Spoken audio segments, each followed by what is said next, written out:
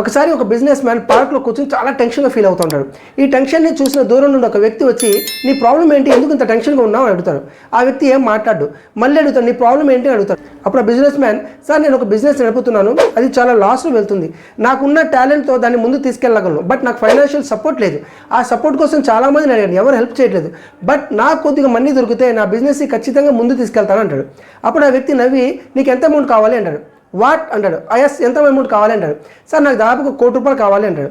వెంటనే ఆ వ్యక్తి తన బ్యాగ్ నుంచి చెక్ తీసి ₹1,00,00,000 రాసి తనకు చెక్ ఇస్తాడు.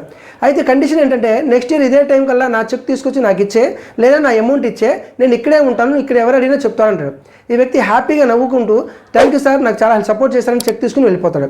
వెళ్ళిపోయి తన దగ్గర ఉన్న చెక్ను చూసుకుని, నా దగ్గర ఆల్రెడీ ₹1,00,00,000 ఉన్నాయి కాబట్టి నేను బిజినెస్ని ఈ చెక్ను వాడకుండా డెవలప్ చేయడానికి ట్రై చేస్తాను, ఒకవేళ నాకు అవసరమైతే ఈ డబ్బులు వాడాలని ఫిక్స్ అయిపోయి ఆ బిజినెస్ మీద ఫుల్ ఫోకస్ పెట్టి వర్క్ చేస్తాడు. 1 year తర్వాత ఆ అమౌంట్ ఇచ్చేద్దామని మళ్ళీ ఆ పర్సన్, ఆ బిజినెస్ మ్యాన్ అక్కడికి వస్తాడు. కానీ ఆ పర్సన్ అక్కడ దొరకడు. అక్కడ చుట్టుపక్కల అడిగితే తను పక్కన ఉన్న హాస్పిటల్లో ఉన్నాడని చెప్తారు. వెంటనే హాస్పిటల్కి వెళ్ళి చూస్తే అతను ఒక మెంటల్ హాస్పిటల్లో కూర్చుని ఉంటాడు.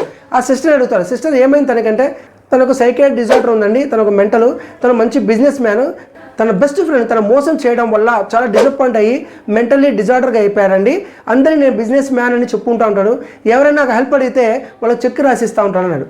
అప్పుడు ఈ వ్యక్తి చాలా బాధపడుతూ బయటకు వచ్చి, ఓ మై గాడ్, తను ఏమీ లేకపోయినా నన్ను హెల్ప్ చేశాడు, తన హెల్ప్ వల్లే నేను ఈరోజు సక్సెస్ఫుల్ బిజినెస్ మ్యాన్ అయ్యాను, దేవుడా తనకు వెంటనే నయం చేయని కోరుకుంటాడు. మై డియర్ ఫ్రెండ్స్, మీకు అర్థమైందా?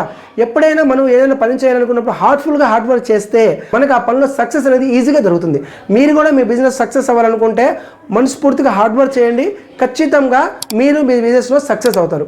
Thank you for watching my video. Thank you, all the best, take care, bye bye.